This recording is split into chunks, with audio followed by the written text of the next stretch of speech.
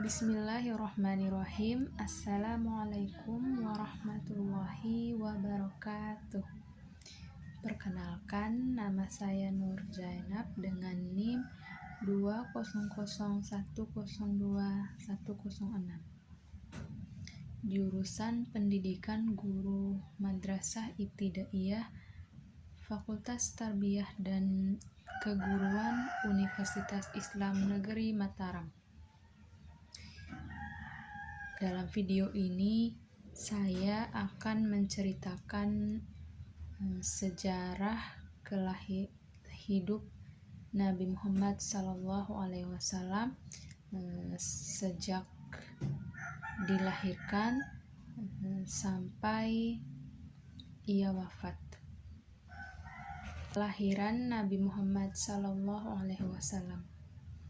Nabi Muhammad SAW lahir di Mekkah hari Senin 12 Rabiul Awal pada tahun 571 kalender Romawi atau pada tahun 1450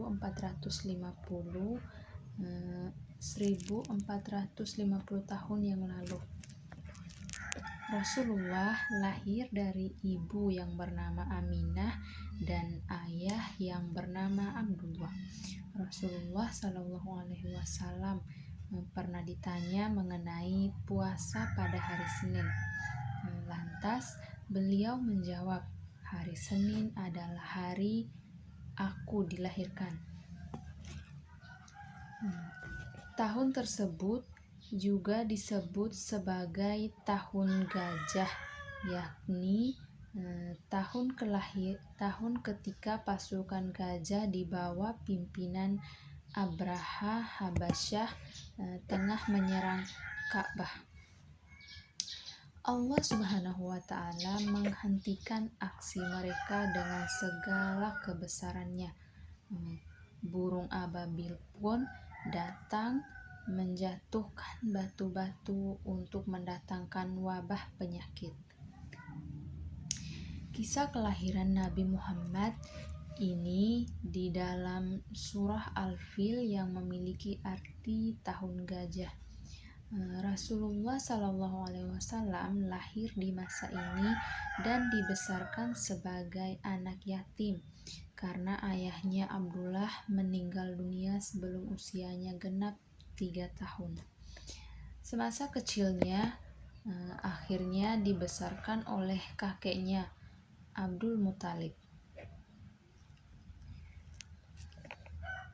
Pada saat Nabi lahir, seorang ibu bernama Halimatus Sa'diyah dengan ikhlas menyusui Muhammad meski ASInya sulit keluar. Namun karena keikhlasan Halimah pun diberi balasan oleh Allah Subhanahu wa Ta'ala karena setelah itu air ASInya keluar sangat deras. Masa kecil Nabi Muhammad SAW. Nabi dilahirkan dalam keadaan yatim di rumah Abu Talib. Semasa kecilnya Rasulullah tumbuh menjadi dan menjalani kehidupannya seperti pada anak pada umumnya. Adanya tradisi Quraisy zaman dahulu pada hari ke-18 membuat ibunya menyembunyikannya di pedalaman.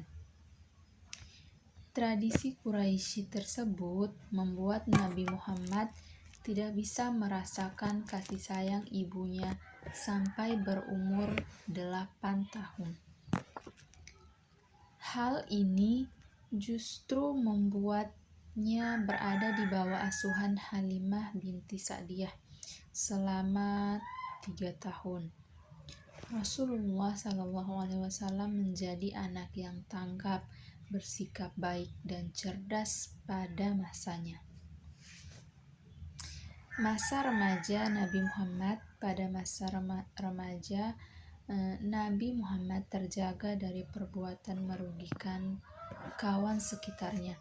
Sampai suatu ketika Nabi pun bercerita, ketika dua dua kali duduk saat mendengarkan pesta perkawinan di zaman jahiliyah. Allah justru menutup telinganya sampai tertidur dan terbangun keesokan harinya. Setelah itu, aku tidak pernah lagi berniat untuk mengikuti perbuatan buruk. Nabi Muhammad yang menginjak usia 20 tahun di Mekah bertepatan pada peristiwa Harbul Fijar antara kabilah Quraisy melawan Qais dan Adyan. Nabi Muhammad menjelang dewasa. Menjelang usia Nabi Muhammad yang dewasa membuatnya semakin menekuni dunia bisnis. Nabi pun berdagang dengan kawan-kawan terbaiknya, yakni Sa'id bin Abi Sa'id. Barulah pada saat berusia 25 tahun, Rasulullah menjalin kerjasama bisnis bersama wanita kaya raya, yakni Siti Khadijah. Perkenalan Muhammad dengan Khadijah memang berawal dari dunia perniagaan. Perempuan ini biasanya membiayai kafilah perdagangan Mekah ke Suriah untuk nanti membagi keuntungan bersama mitranya. Hal ini menjadi alasan bagi mereka berdua dalam melakukan perjalanan dagang tersebut. Buku sejarah hidup Nabi Muhammad SAW menceritakan berbagai tanda kerasulan yang terjadi sejak beliau masih anak-anak, serta perjalanan hidupnya yang begitu banyak kerintangan. Pernikahan Nabi Muhammad dan Khadijah. Banyaknya kegiatan perdagangan yang melibatkan mereka berdua membuat Khadijah kian merasa tertarik. Perempuan ini akhirnya mengutus seorang sahabatnya, Nafisah binti Umayyah, untuk menyampaikan kekagumannya dan keinginannya, yakni untuk melamar Nabi Muhammad. Allahumma shalli ala Muhammad wa ala ali sayyidina Muhammad. Muhammad SAW pun menyampaikan kabar gembira ini kepada paman-pamannya. Salah satunya yakni Hamzah bin Abdul Muthalib. Lantas mendatangi rumah Khuwailid bin Asad dengan Muhammad untuk melamar Khadijah. Maka menikahlah mereka berdua ketika Nabi berusia 28 tahun. Nabi Muhammad mendapatkan wahyu pertama sebelum menjadi rasul. Nabi Muhammad SAW sudah mendapatkan beberapa karunia istimewa dari Allah seperti wajahnya yang terlihat bersinar dan bersih. Hal ini nyatanya menjadi pertanda kebesaran Allah yang menandakan akan datangnya Nabi terakhir dengan kedudukan tertinggi di zaman Nabi Muhammad mendapat sebuah mimpi ketika malaikat Jibril menghampirinya. Rasul pun sedang menyendiri di dalam gua Hira, tempatnya di samping Jabal Nur. Turunlah wahyu pertama yang ia bawakan dari Allah, yakni surah Al-Alaq dari ayat 1 sampai 4. Dakwah pertama Nabi Muhammad SAW.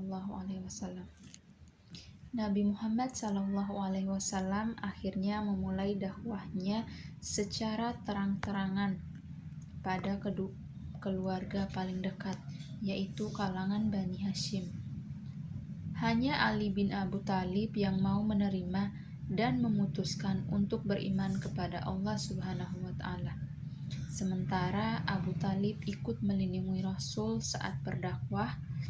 Dakwah secara terang-terangan ini selalu mendapat pertentangan kaum Quraisy. Bahkan beberapa orang menuduh Muhammad adalah orang yang sudah gila dan melemparkan kotoran ke tubuh Nabi. Abu Jahal dan Abu Lahab sebagai pamannya bahkan juga ikut menentang Rasulullah selama berdakwah. Pertentangan dari kaum kafir dan Quraisy. Bersama dengan kaum kafir Quraisy lainnya, Abu Jahal dan Abu Lahab menentang dakwah Rasulullah. Keduanya bahkan sempat mengintimidasi pengikutnya agar meninggalkan Nabi. Mereka khawatir jika ajaran Nabi Muhammad hanya bisa merusak agama nenek moyang, yakni mereka yang menyembah berhala. Banyak sekali dari kaum Quraisy yang mencoba segala cara untuk membunuh Nabi Muhammad SAW. Mereka juga memberikan uang tebusan pada Abu Thalib agar membiarkan Rasul wafat. Rencana pembunuhan ini pun sering melibatkan orang luar agar tidak memecahkan perang persaudaraan.